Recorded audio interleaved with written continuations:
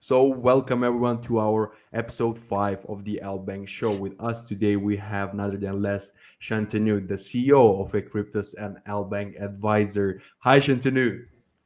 Hello, Muha. Hi, hope you're well.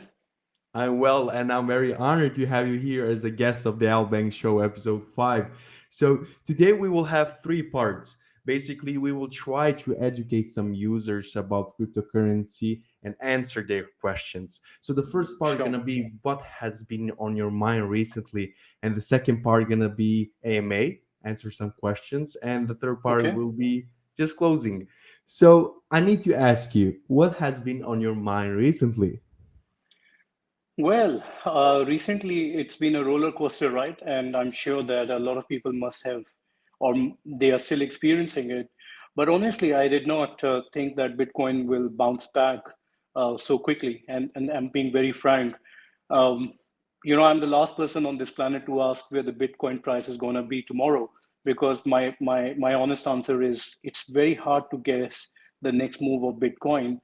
But looking at the current crisis going on, looking at what's happening with the U.S. banks, with in the last few weeks, there's been also news about on the political side as to how currency countries are using their local currencies for all buying and stuff. Um, I was talking to an analyst last night, and I was generally asking him, like, what's his opinion.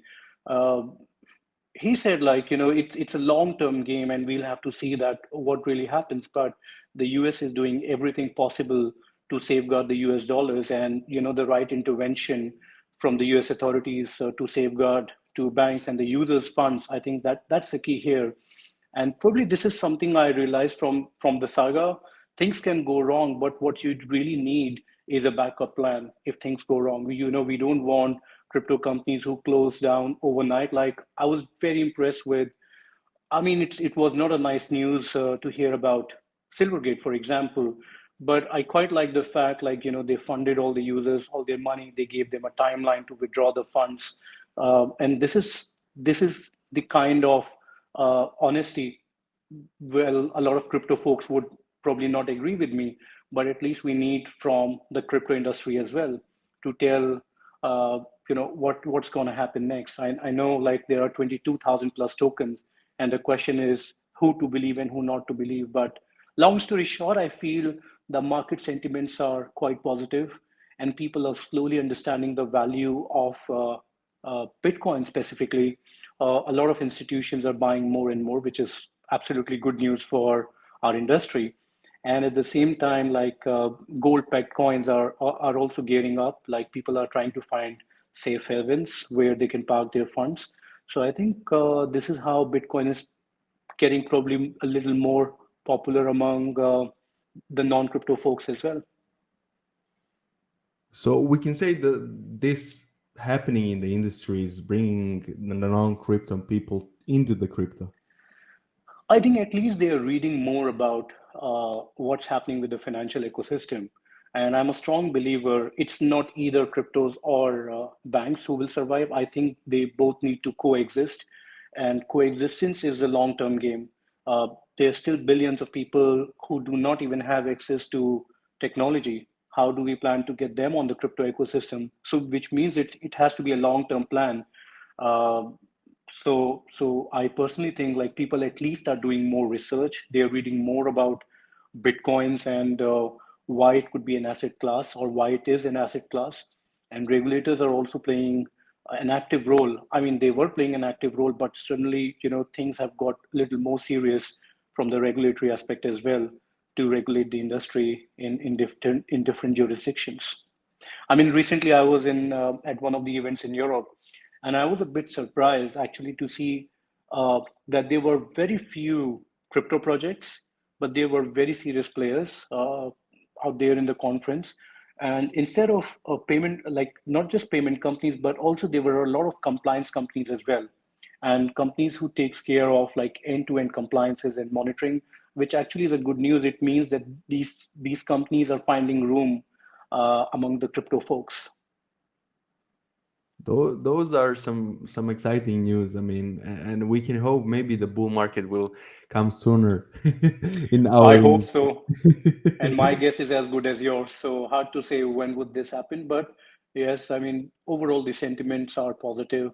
But at the same time, with two major US crypto-friendly banks out of the market, people are also finding it difficult to convert fiat to cryptos as well, like specifically institutions and high net worth individuals.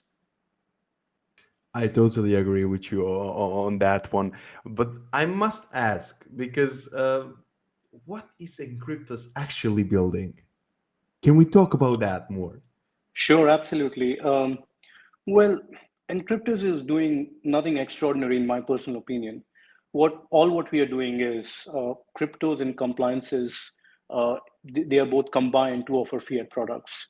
Is what we are focusing on. That's a long story short. Encryptus is focusing on building the infrastructure. So we are not a B2C company, but a B2B2C company. And all what we are trying to solve here is to provide compliances and fiat liquidity to crypto companies. So basically, we bring in a utility to crypto assets. And again, we are not providing fiat liquidity against all the crypto assets. We are purely focusing on USDT and USDCs, like the stable coins to fiat. That's one part of the business, that is payouts. And we have built different forms of payout. I mean, when you think about payout, people often confuse it with pay in. And in fact, today morning I was talking to one of the largest crypto exchanges, and they were saying, so what are the options for users to buy cryptos? I said, no, you have got it wrong. We had an option for users to withdraw cryptos to fiat money. And they said, you don't have an on-ramp? I said, there are so many players in the on-ramp space, but we see that there is a big gap in the off-ramp ecosystem, which is cryptos to fiat. And this is the only problem that we want to solve, and one by one. Uh, so think about payouts. Payouts can be in the form of bank wires, which we support, gift cards, which is a large part of the business as well. The other part of the business is mobile minutes and data, which means effectively, if you hold cryptocurrencies, you can gift mobile minutes, data, and plans to your loved ones in different countries. And the third is mobile wallets. Now, as the economies are progressing towards digital money, digital wallets, mobile wallets are predominantly uh, gaining a lot of traction. So these are the different forms of payouts, but we are not going to stop here. We are building, thinking what are the new payout options that we can bring. Like, I'm of an opinion that if I have taken a loan and if I'm able to pay my loan with cryptos in a regulated way, uh, what wrong am I doing? As long as I'm a verified user, as long as I'm using clean coins, and as long as I'm using clean fiat money to pay for my expenses, what wrong am I doing? So these are few elements that Encryptus is trying to answer on the payout side. And the core business, how we started was with OTC. That is, and we still do OTC. We are fully licensed and regulated in Australia. We are licensed and authorized in Lithuania, which gives us access to European Union. And we are licensed here in Dubai as well with DMCC, which of course we are in the process of upgrading our licenses, etc. But we only support Bitcoin, Ethereum, USDT, USDC, and Polygon on the crypto front. So we do not support 22,000 tokens. And as of day to day, we do not even have plans to support all the tokens, but only the core tokens. One interesting token or coin that we are bringing to our ecosystem is GBPT.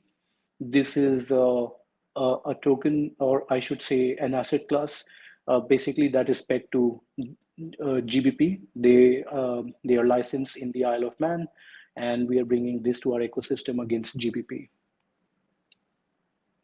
Thank you for So that that's a one. bit of a brief. I mean, Encryptus is building something huge, we can say.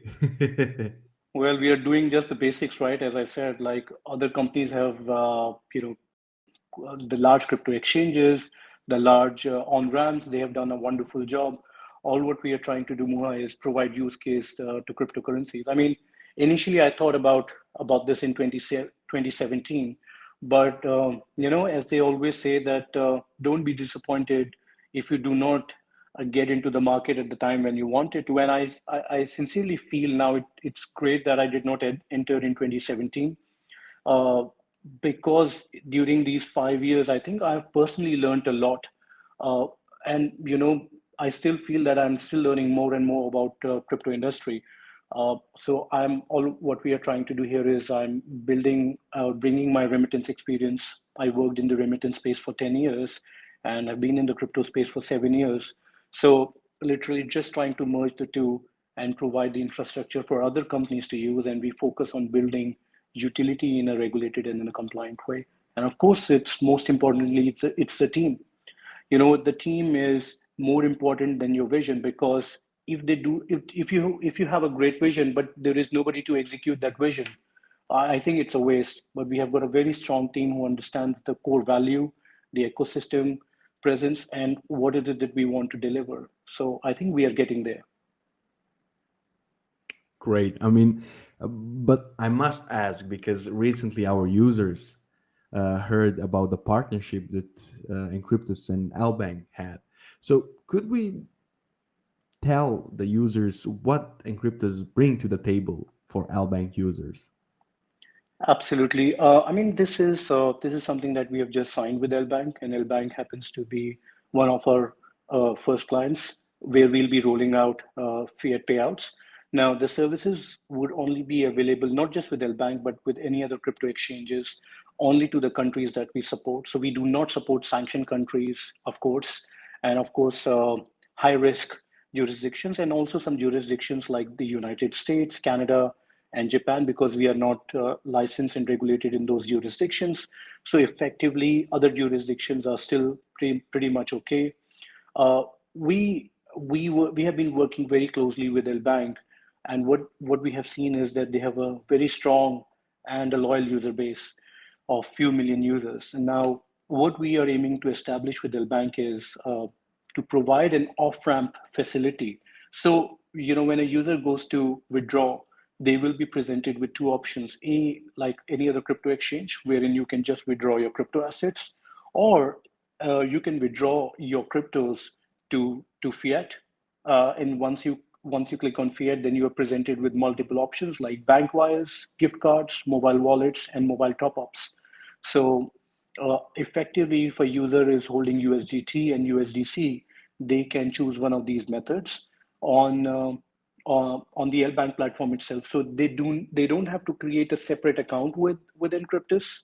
So they continue to stay on the LBank mobile app or on the desktop website. And effectively, if it's a bank wire, they follow a simple KYC tool that we have integrated, wherein they do the KYC first, submit all the necessary information. There are real-time checks that's conducted, which means the users are checked for three core areas. That is PEP screening, sanction screening, and adverse media search on the and this is all on real time. I mean, it sounds a lot, but this is something that's happening in the background.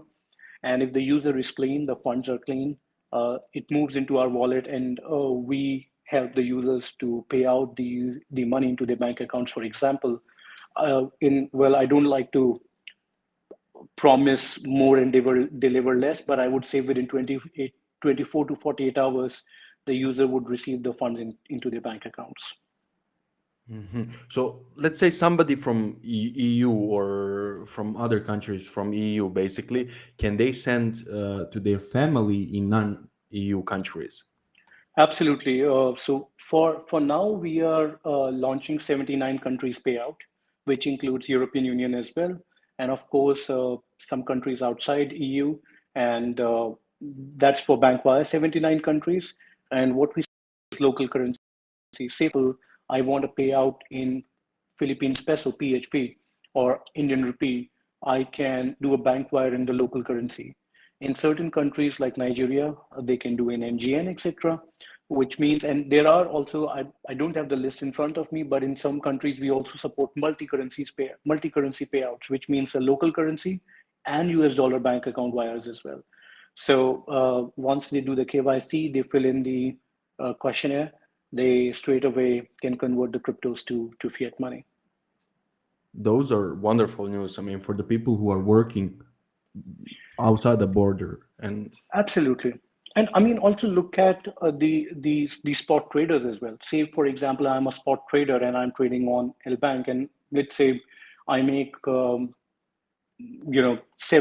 a day on trading, or an amount on trading like profits. The user also has the ability to convert the cryptos to gift cards as well. So you don't even have to send money to your bank account all the time, but you can keep collecting, for example, an Amazon gift card back in India, and you can purchase something on Amazon. So these are the kind of value additions that we are looking at. I mean, a lot of times from experience I have seen is everybody's looking at a big ticket spender, like people who are only doing big tickets. But we have to understand that the world doesn't run on big tickets. The world still runs on smaller ticket sizes. So a service like this, wherein a user can off ramp, of course, depending on the method, right from $1 to $1,000, for example. And in my personal opinion, this is what a use case looks like. So that is how the ecosystem is being built. Well, the ecosystem is being built, but it's been integrated now.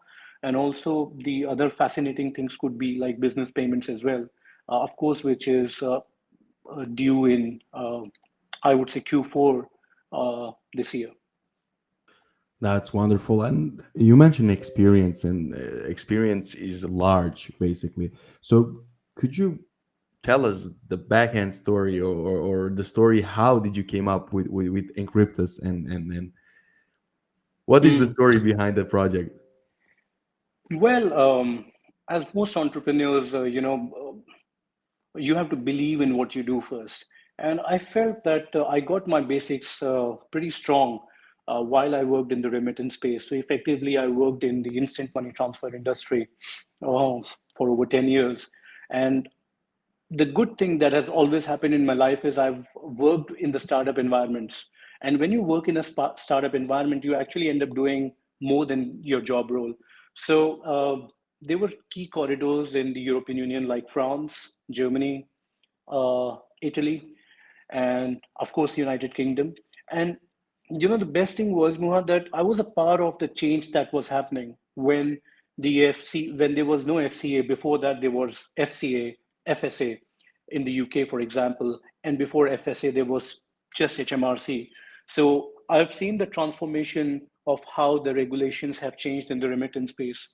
Not just did this give me a great business idea, like from the sales point of view, but also from compliance's point of view, that how is it that the compliances work in the remittance space. So what is cryptos today? I think that is what cash was, and I mean it still is, but 15 years ago cash was like a very high risk business. As a remittance company, if we would approach, even with licensing regulations, we go to a bank and ask for a bank account, they would just simply say no, that we do not support. I remember back in the UK, it was just Barclays Bank that used to support remittance businesses, right? So that transformation really helped me understand how money moves. But I understand the use case of Bitcoin predominantly in 2016 when I worked with a then startup from Africa. And we ended up building a model between Bitcoins and money transfer. And that really gave me a great understanding about the usage of cryptocurrency and how it can solve a lot of problems. I mean, I'm not trying to again say that banks should not exist and only cryptos should exist. And even today, like I was one of the biggest exchanges in the world, their CEO was writing like they convert a lot of cryptos. Well, for expenses, they still need fiat money, which means we need fiat, right? So that is how the whole idea came in. And I thought like the use case of cryptos would be when it reaches to the masses, which is still missing in my opinion. And the reason I think is missing is because we have got too many uh, entry barriers. Like there are too many entry points, but there are lack of exit points. So as a user, I was always thinking about this. Like this was, I think, sometime in 2017 when I started a project, and I'm so glad I didn't launch that project because it was a token company in my mind, at least. And I did do the white papers and stuff. And the whole idea was exactly what we are doing today, but back then it was with a token. Over a period of time, I have realized that all the business that you do in the crypto space, it doesn't have to be a token. It can be a non-token company as well, and only if you see a good utility both for your users and investors, then you should think about a token. And therefore, today we are not a token company, and really the idea is to focus on licensing, regulations, compliances, and build a strong payout network. So I'm glad like I did not launch in 2017, but as a user, I was always thinking like, how do I convert my cryptos to fiat money without going to a P2P platform? Because I always felt like P2P platforms are extremely dangerous because you know the source of the cryptos. Like you can do coin monitoring on fiat money, but who is doing checks on? Sorry, you can do checks on the cryptos, but who is doing the checks on the fiat money in P2P? If I'm receiving money from another peer into my bank account, what is the source of their money? And I think this was also a trigger point in my mind. Like there is a big gap. Everybody is trying to get more and more users by giving more and more payment gateways for fiat to crypto, but I can't think of any other uh, crypto to fiat gateway who is able to offer such a vast network. And henceforth, like this got into the execution. Long story, I know, but at least you should know how did this all start. Of course. I mean, you're showing the way that just don't need a token. You can just bring the solution to the user, easier solution to the crypto. Because I think cryptocurrency is something that should be easier in life to show the people how can they live without any Absolutely, and problem. therefore, Muha, that this is a niche I keep telling our team. So sometimes it's great, like we are in this niche because we are not a crypto company, we are not a fintech company. So effectively, Encryptus lies somewhere in between. So this part, let's say, is fintech. This part, let's say, is crypto. So we are somewhere here, which is a marriage between the fintech and cryptos. Maybe the middle is the sweetest part. Well, sometimes it's very hard as well because a lot of times people, investors, and companies fail to understand the ecosystem because the question is a lot of traditional investors think that it's a very high risk business because their perception about cryptos is 22,000 tokens, 22,000 and plus tokens, and for a fintech, for a crypto investor, the question is, where's your token? So, you know, uh, it's not always easy. But if you are building something, you don't need a lot of money. All what you need is courage and focus, uh, and implementation of your plan, really. And that's what we are looking. That's what we are focusing at. That's wonderful. And speaking of the regulations and compliance, what steps can governments take to ensure that cryptocurrency market remain compliant with regulatory framework in the future? I think that's a great question. Um, there are certain steps, like let me recollect an example from India. We were in India during the LBank Show, and we had a panel discussion. And just around that time, the government of India had implemented a 30% crypto tax. I think 30% crypto tax. But I was of an opinion that before implementing the tax, the governments should actually know what are the tools available to make sure that the money, the coins, and the users are clean. I think that should be the first step. So, as a company, as a government, you don't want to earn revenues from, clients who are unclean. Which I mean, I quite like the move that Indian government took now to have the crypto companies must have the coin monitoring, AML tools, etc., to make sure that the users are clean. So I think he is all over the world, at least the governments should look at implementing strict KYC and compliances and a reporting procedure as well. A lot of countries have implemented or giving away licenses. Well, I shouldn't say giving away licenses, but there is a possibility of getting a license. Other than the monitoring tools being mandatory, they should also have ways to file suspicious activity reports, wherein if we are suspicious about a user and we want to report that user, we should have tools to do that. In certain jurisdictions, by the way, they are available, and in a lot of other jurisdictions, I think it's still coming up. The other thing is governments must also look at providing fiat support as well, because today what is happening is money is still flowing in to different countries, but it's not coming via that specific country, but it's coming from a US or a European bank to a user's bank account in India. Whereas if a user goes to their bank account in India, either their transactions are stopped or further scrutinized. Singapore is a great example as well. So I feel that it has to be not just the governments, but also the central banks must be speaking to different bodies within a country to make sure that not just from the compliance point of view, but also from the finance point of view, that the viability of a crypto company must be. I know it's easier said than done, but this is what I think how things will probably change, and also data sharing between economies. Like, there's something called as a Swift network in the traditional world of finance. Why is it like the governments cannot have a network around the world that works on blockchain, and you are able to find the source of coins, make sure that the users are clean, and the users are able to get access to fiat and cryptos together. Wonderful. And you mentioned actually the technology, and I need to ask, what kind of new technologies does those banks or governments can approach to develop the better tracking of the cryptocurrency and compliance? All right. I think there should be probably at least few important tools, like coin monitoring should be a must, wherein the type of tokens and the users who do not understand what coin monitoring is.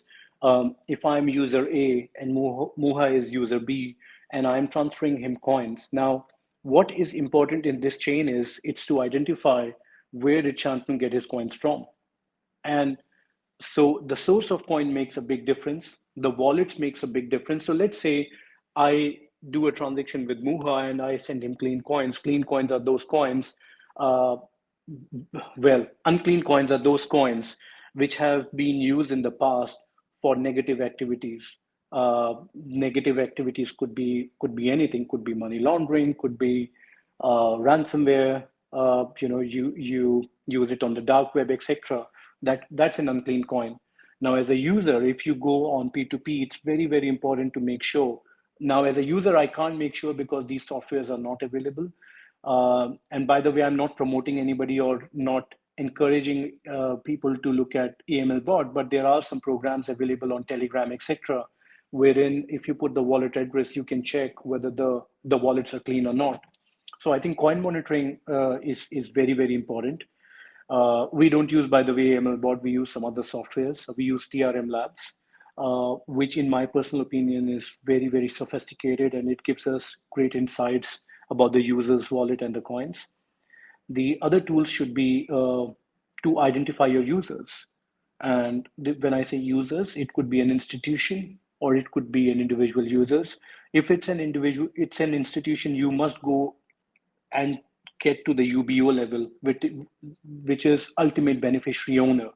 And if it's an individual, we have to know whether that user is either politically exposed person or not, or a sanctioned person, or has any negative media, adverse media against them, so that you verify that the users who are dealing are clean or not.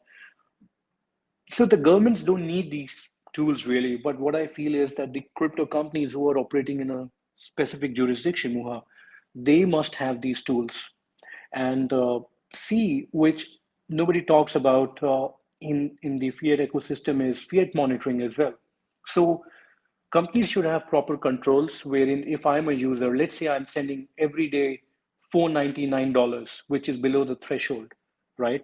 Uh, well, in our case, with every single transaction, you need an ID. Without an ID, without a passport or a government approved ID, you cannot proceed further.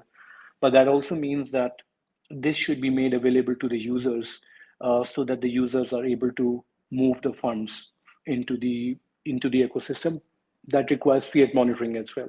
So these are, I think, three top tools, and fourth is random audits, random checks. Well, I agree on that one with you, but I need to ask the question about how does the anti-money laundering compliance apply to cryptocurrency transactions? Well, again, what is happening here is the tools is probably something that can be used, and also it's important for the fiat companies to also have limits on the transaction, because the problem is not just fiat to fiat, sorry, token to token, but also token to fiat must also have these tools available to check like what kind of flows are moving in and out. So it's a combination of what I told you in the last answer and what I just mentioned. Uh, the other thing is the company should have also a monitoring team, like somebody should monitor the transaction. I was reading about this top crypto exchange a couple of days back, and I was quite surprised. Like, if I'm getting the number right, 300 people work in their compliance department, which is huge. 300 people globally. So yeah, I mean, as long as you don't have just a policy, but an implementation in place, I think that is what makes a difference. So if you treat compliance as a function or as a requirement, I think this is a problem. It has to be a culture. So if the culture is right, which means that if it goes beyond your culture, you would just say no to it. But we see a lot of banks are creating their pardon me, CBDs. So do CBDC. you think that will maybe be better if they don't do it, or actually do something different with current cryptocurrencies? I don't understand CBDCs like personally. I mean, okay, yes. I mean, I feel CBDCs it's another way for governments to keep an eye on where am I spending my money. Okay, like it's on blockchain and stuff, but I'm just failing to understand, or I have limited knowledge on CBDCs, but I personally feel that CBDC liquidity could be an important thing, but why is it that the user must come to me? They can go to their bank and convert their CBDC AUD to CBDC AUD to a fiat AUD. But then what would be the use of a physical bank note, and how is it so different from the wallet? Other than the fact, if it's on blockchain, the government would exactly know where am I having my coffee, which restaurants do I normally go to and stuff. And I don't think I need to tell them how much money am I spending. So I am all for cryptocurrency and transparency, but not at a personal level where I am being tracked for every single move that I do in my life. So they can just use the current maybe cryptocurrency projects and complying with that. Well, I feel that even if there is proper compliances and focus on top 10, top 20 cryptocurrencies as well, and we clearly identify securities and utility, I think that should be really the first step, because there is a lot of things happening in the background, right? There is DeFi, there is NFT, blah, blah, blah, blah, blah, blah. I mean, I fail to understand really. Like, let's get the basics right, and then we move towards. And this is also an advice, in my opinion, to crypto companies as well. Like, everybody's like busy building, building, building, but building what? And what's the foundation? Okay, so if we have got the basics, why don't we solve the most basic problem first, and then we move forward? Really. I totally agree with you on that one. And there's an interesting question here set by a user is how can cross-border payment that we talk about be actualized in the countries that are banned the adaptation of cryptocurrency? Is Encryptus global here to replace financial institution, or they seek to help them? Well, to be honest with you, it's a good question. Why? Because I see a problem if a country cannot use fiat money. Let's say Russia is out of the SWIFT network now. But I feel that if we talk about fiat and crypto integration, we must also respect the laws in the fiat world as well, right?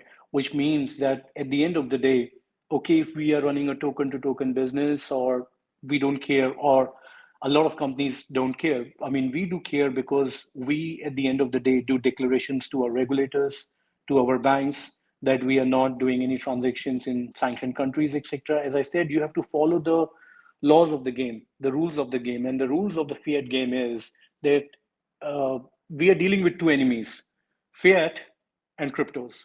Now, a combination could be a business, an amazing business, but a combination of this can be very bad as well, like it can backfire as well. So I feel that we must respect the laws of the fiat world. If there is a restriction on a country where they cannot receive fiat money, I think my advice to crypto companies would be stay away. Like, don't get into the territories where there is a risk. Even high risk countries, be very, very careful with the limits. Only work with the banks, with the regulators, because the risk is not just a regulatory risk, but the risk is also the currency risk. So that's what I would say. But long story short is, don't explore into the unexplored territories. And everybody is different, but I'm not a big fan of uh, completely securing the identity.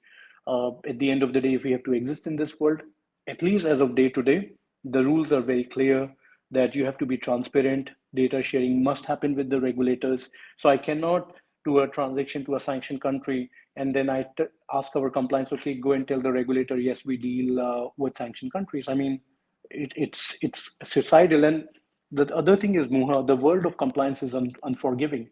If you do something today, you may think, okay, I've got away with it, but tomorrow, who knows what opens up? And blockchain, of course, is more transparent. If I just give you our wallet address, you would know all the history of transactions that we have done. So that can actually land a lot of companies in trouble and the users in trouble. So I would say stay away. I totally agree with you on that one. And we talked about the compliance, and we talked about the cryptos, LBank, and but we didn't talk about the future. So could you tell us more about what's coming to Encryptus and what is coming new to Encryptus in I think 2023, for of course? Well, for this year, the idea is pretty straightforward. We are focusing on our target is 20 crypto companies. We want to be available for off ramps to 20 companies, and of course, the numbers can change. I must say, uh, we have done like seven, 6 or 7, I think, so far. So, which means that, and when I say 20, it means we want to go focus on going live with 20 partners. And the focus here really is not to do anything extraordinary, focus our current users, provide more payout products. And as I said, for this year, it's pretty straightforward to launch the payouts uh, in the 79 countries with 20 partners, and also focus on two core areas. A is business payments, B is on mobile wallets. So these are the two areas on the product side. And on the compliance side, we are looking at more jurisdictions where we can acquire more licenses. Of course, it depends on various factors, but yes, for now, the core area is to work on these three important elements and just deliver a straightforward, simple product uh, to crypto companies. Wonderful, Shantanu, wonderful, and I just want to thank you in the name of the L Bank, and of course, it was such an honor speaking with you. And to our users who did listen to our L Bank show, thank you all for joining in. Thank you. This was Thank you, your everybody. yep, this was No, your Moha, host. thank you very much. It's No always nice worries. speaking with you, and a special thanks to LBank, because LBank was really the first exchange that understood the whole idea.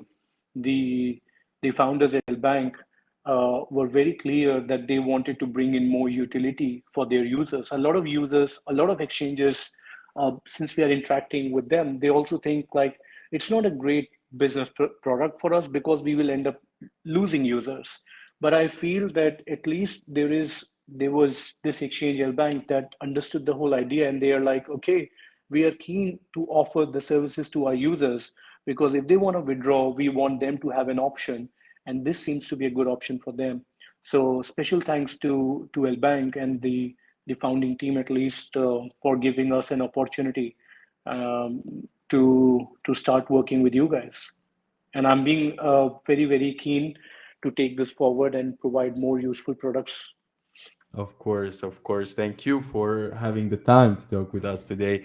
And it was Pleasure. such an honor to have you here. And to all of the users, thank you for listening to us. And make sure to go follow LBank and Encryptus Shantnoo on Twitter. And for more updates, thank you all for joining in. Thank you, So, everybody, and thank you to all the users for listening to my boring uh, focus areas. But yes, these are the basics, and if you are building something, you need to focus on these basics, right?